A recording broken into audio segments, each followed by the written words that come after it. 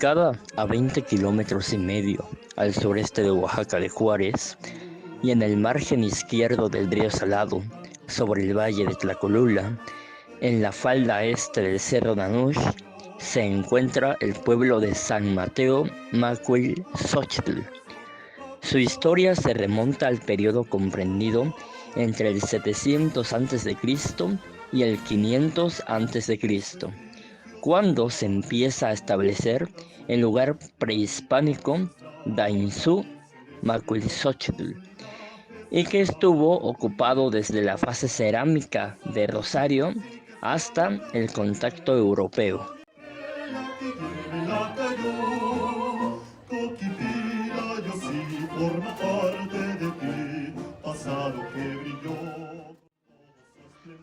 En sus primeros días, durante el formativo terminal, el asentamiento era relativamente pequeño, conformado por un centro cívico ceremonial con montículos de templos grandes, residencias de élite y un juego de pelota, rodeado de estructuras residenciales más modestas. Las piedras grabadas en el área representan lo que algunos interpretan como individuos participando en un juego de pelota o batalla ritual, mientras que otros argumentan que algunos representan jaguares humanizados y figuras sentadas con tocados elaborados. Elementos iconográficos son indicativos de ceremonias donde a los ancestros de la élite gobernante se les pedía como intermediarios con la deidad jaguar del inframundo, quizá a través de alguna versión del juego de pelota, un combate ritual o procesiones rituales asociadas.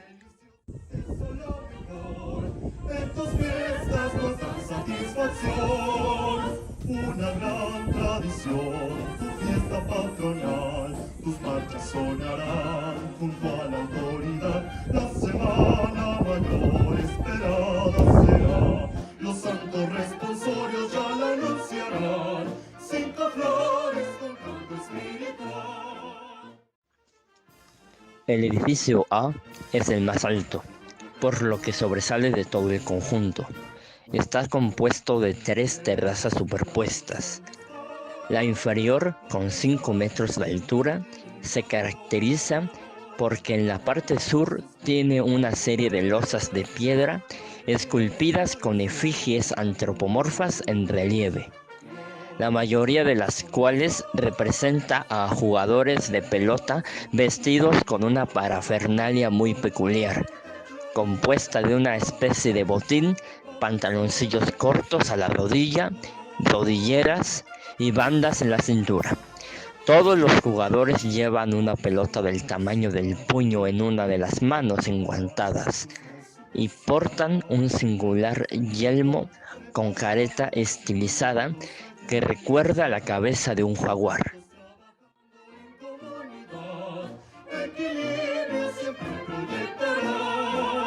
Es tu pueblo la herencia ancestral del valor, costumbre y tradición que habré de conservar. Los antiguos abuelos felices estarán y juntos trabajando en común.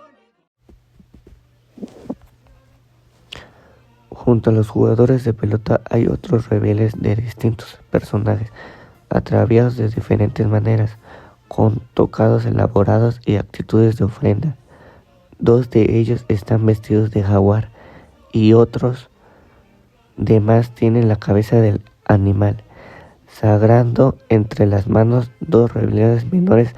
También, como el mismo tema, se encuentran alojados en la fachada principal, la estructura B, y pertenecen a su primera época, siglo VI a siglo V a.C.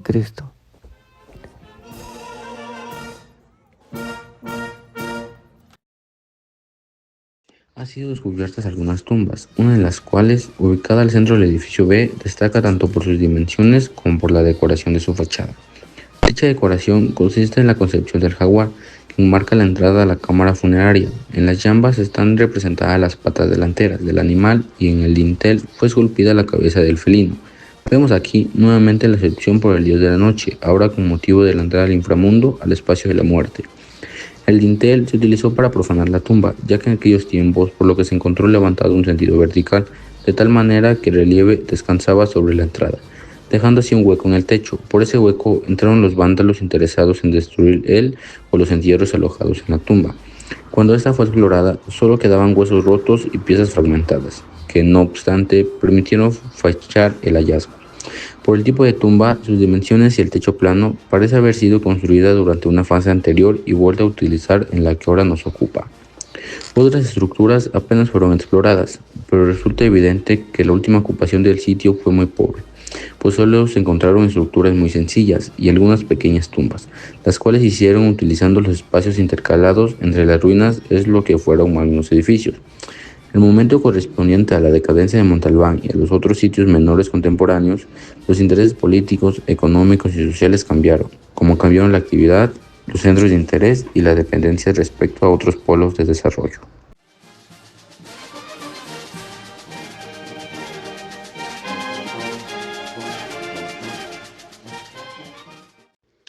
En ese sitio existen canchas para juegos de pelota, una de las cuales se excavó en 1967. Es de la clásica forma en I latina, de la que sabemos que está ligada con otros tipos de juegos, con otras reglas. En esas estructuras o tlachitl se utilizaba una pelota de mayor tamaño, hecha de hule macizo, oye, que se golpeaba con las caderas.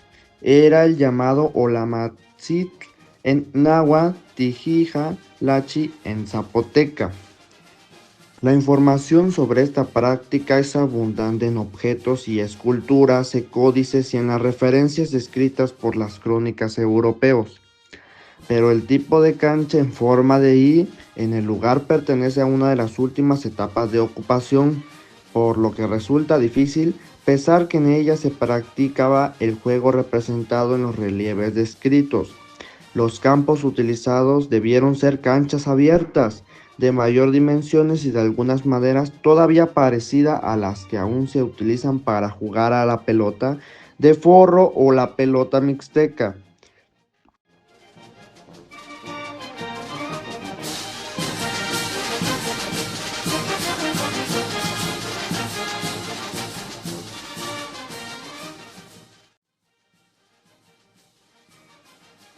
Una vez establecido el dominio español, los indios fueron distribuidos en encomiendas. En ocasiones, un estado indígena grande fue dividido en 2 o más encomiendas, aunque también sucedió lo contrario, que a un encomendero le asignarían varios estados. En la primera década de la colonia, la mayoría de las comunidades indígenas cambió de amo por lo menos 2 o 3 veces. Subsistieron grupos de resistencia, entre los que menciona a los habitantes de las montañas zapoteco-mixes. El periodo comprendido entre 1524 y 1530 fue de conflicto entre los antiguos dirigentes indígenas, que en su mayoría conservaron el poder, y los encomenderos españoles. Ambos grupos insistían en sus derechos al grupo y al tributo de los indios. Muchos pequeños señoríos fueron asignados a encomenderos, caciques locales o funcionarios de la corona y posteriormente a autoridades políticas. Así surgieron muchos de los municipios actuales. Otros fueron el resultado de disputas por la posesión de tierras cultivables o comunales, varios por divisiones familiares o intergrupales, y otros más por productos de decisiones políticas tomadas desde el siglo XVI.